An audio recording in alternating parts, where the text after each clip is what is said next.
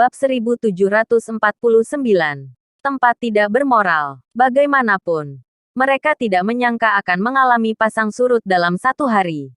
Mereka seharusnya menjadi orang kalangan atas. Namun mereka justru jatuh ke dasar. Ting, ting, ting, titik titik titik titik titik titik. Ponsel semua orang berbunyi pada saat bersamaan. Setelah membukanya, ada pesan SMS yang mengejutkan. Semua aset mereka di rekening luar negeri telah dikosongkan.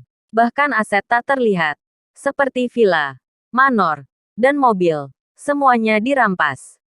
Dalam sekejap, mereka semua tidak punya apa-apa, kecuali baju yang dikenakan. Bahkan tempat tinggal mereka ada di daftar pembersihan aset.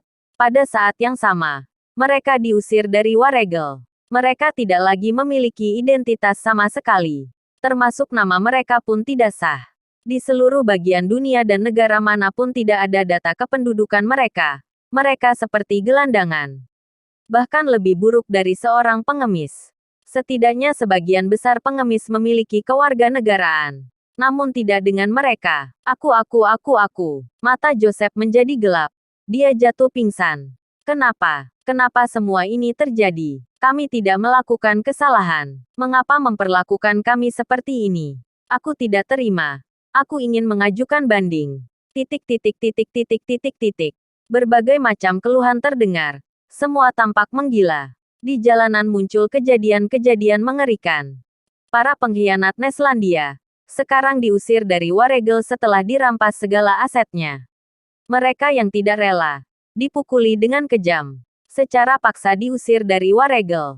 Yang lebih menakutkan adalah begitu mereka keluar dari Waregel, mereka akan menjadi seseorang tanpa identitas. Pada saat itu, setiap daerah tidak akan menerima mereka. Mereka tidak mungkin kembali ke Neslandia. Pergi ke tempat lain juga tidak mungkin. Tidak ada yang menginginkan mereka. Satu-satunya nilai mereka adalah sebagai pekerja kasar. Kabarnya ada banyak organisasi perdagangan manusia di luar Waregel yang menunggu untuk merekrut orang-orang ini. Setelah dibawa pergi oleh mereka, apa yang akan terjadi? Semua orang tahu itu. Tak. Segera. Ada suara langkah kaki yang tergesa-gesa. Dari luar banyak orang menerobos masuk. Mulai sekarang, kamu bukan warga Waregel. Identitas kalian dicabut. Mulai sekarang, tinggalkan Waregel. Kalian tidak diterima di sini. Segera pergi. Cepat. Titik titik titik titik titik titik. Begitu memasuki pintu, mereka secara paksa mengusir semua orang dari keluarga Andersen dan Pramana. Tidak, Tuan. Kalian salah paham. Kami dari keluarga Andersen dan Pramana Neslandia. Kami memiliki hubungan dekat dengan Tuan Ernest Suarez. Ya betul. Kami pasti akan berguna untuk Waregel. Kalian pasti salah paham. Kami tidak mungkin diusir. Titik titik titik titik titik titik. Semua orang mulai mengelak. Memang kalianlah yang perlu diusir.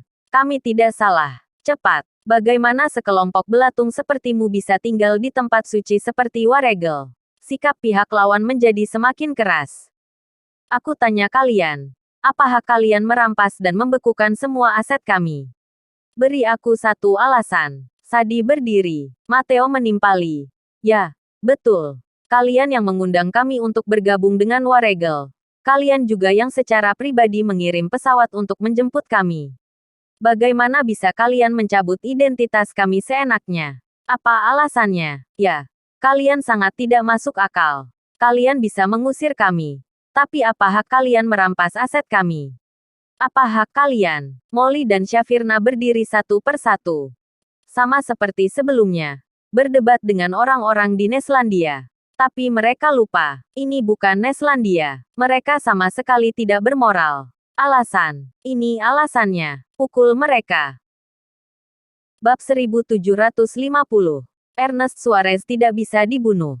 Gerombolan orang ini mulai memukul mereka tanpa basa-basi. Meskipun keluarga Andersen dan Pramana adalah master bela diri, menggunakan banyak teknik dan obat-obatan berharga. Tapi Waregel secara khusus mengirim para master untuk menangani mereka. Saat pertarungan dimulai, keluarga Andersen dan Pramana sama sekali tidak diuntungkan. Akhirnya mereka babak belur dipukuli. Semua orang dipukuli hingga berwajah bengkak dan lebam. Seperti anjing mati mereka diseret ke dalam mobil. Sebuah truk besar berhenti, dipenuhi orang-orang yang akan dideportasi. Beberapa jam kemudian, orang-orang itu diangkut ke perbatasan. Kemudian, semua orang dilempar seperti membuang sampah. John dan rombongannya ada di antara mereka. Jika kalian berani masuk, kalian akan kami buang ke laut. Di perbatasan ada yang memperingatkan. John dan yang lain memandangi gurun yang tak berujung. Mereka bingung, entah kemana mereka harus pergi. Sekarang mereka tidak punya uang. Mereka tidak memiliki identitas. Mereka tidak bisa pergi kemana-mana. Orang yang tidak berkewarganegaraan. Seperti orang liar. Baru setengah hari yang lalu. Mereka semua adalah orang kalangan atas. Aku menyesal. Seharusnya dulu aku tidak meninggalkan Neslandia.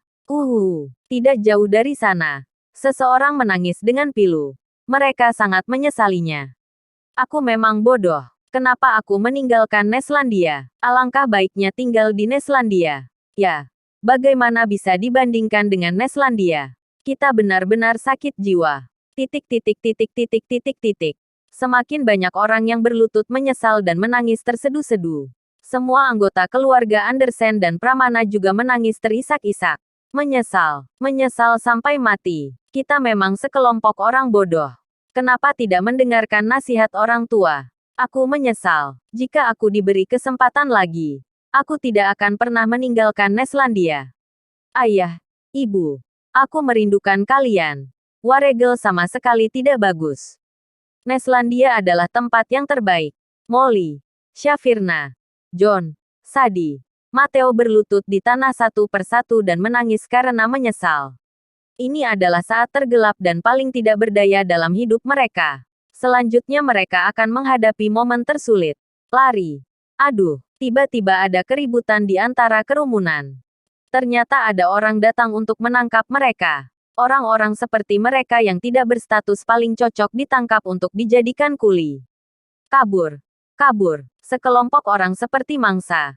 Melarikan diri di tanah tak bertuan. Namun, ini hanya gambaran sebagian orang. Hari ini, adegan seperti itu terjadi di semua perbatasan Waregel. Nathan membawa 2 orang pergi, memberikan penghinaan terbesar bagi Waregel. Mereka hanya bisa menggunakan ini untuk melampiaskan amarah. Tentu saja, orang Neslandia di Waregel tidak berani disentuh. Orang-orang ini adalah warga negara Neslandia. Orang-orang yang mereka sentuh adalah orang seperti Sadie yang telah melepaskan kewarganegaraan Neslandia. Setara dengan warga negara mereka sendiri. Mereka dapat melakukan apapun yang mereka inginkan. Perbatasan timur Neslandia. Sebuah helikopter pribadi mendarat. Orang yang turun dari pesawat adalah Nathan.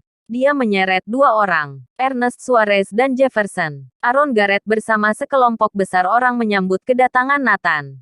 Meski Nathan masih memakai topeng, semua orang tahu identitasnya. Kurung Jefferson di tempatnya.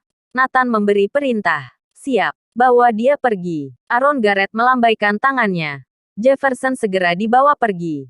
Wajahnya pucat pasi. Dia tidak bisa meninggalkan Neslandia. Nathan kembali memandang Ernest Suarez. Lalu berkata dengan dingin. Tidak ada yang perlu dikatakan untuk dirinya. Langsung bunuh.